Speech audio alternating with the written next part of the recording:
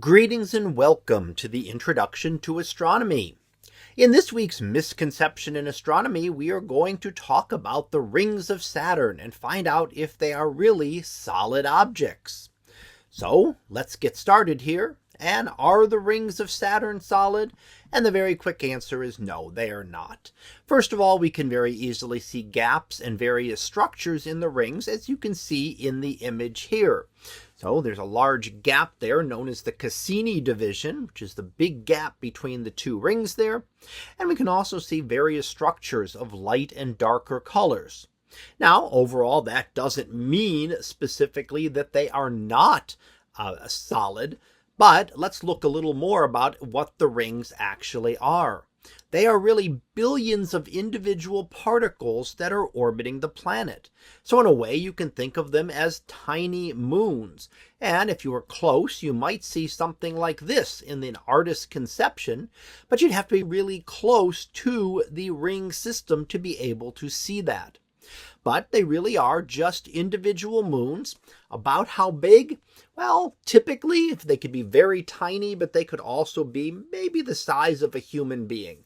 Maybe a meter or two in size, typically at the largest. They're not large particles by any sense, so not anything that we would actually classify as a moon. They are made up of water ice, so they are primarily water, just like water that we have here on Earth. That's one of the reasons they're so reflective. So why do they look solid when we look at them? That's because there are a lot of particles very close together. And the particles that are way too small to be seen individually. So even the best images, even from spacecraft traveling out at Saturn, cannot see them as individual particles. They are simply too small. We get good resolutions of maybe a couple of 100 meters, and here we're looking for things that might be a meter or two in size.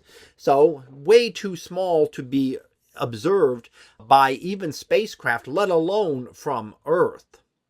The rings are also very thin, making them look almost like a flat sheet. And can we see ring particles? Really, you can't see them directly.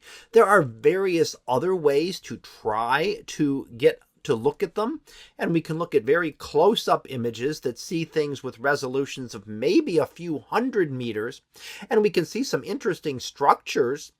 And we can also watch as light scatters through the rings, and that light scattering through them can also allow you to determine what the nature of the rings are. So really, we cannot see them directly. We cannot see them and see the individual particles, but seeing various structures, as we see in this image, and being able to study the way light scatters through them, tells us that indeed the rings are made up of billions of individual particles. So let's go ahead and finish up then with our summary, and what we've looked at today is that the rings of Saturn are not solid. They are composed of billions of tiny objects, at most about a meter or two in size, and this is much too small to be resolved even by spacecraft out at Saturn, so we need other methods to be able to determine the size and composition of these particles. So that concludes this week's Misconception in Astronomy on the rings of Saturn being solid. We'll be back again next week for another Misconception in Astronomy. So until then, have a great day, everyone, and I will see you in class.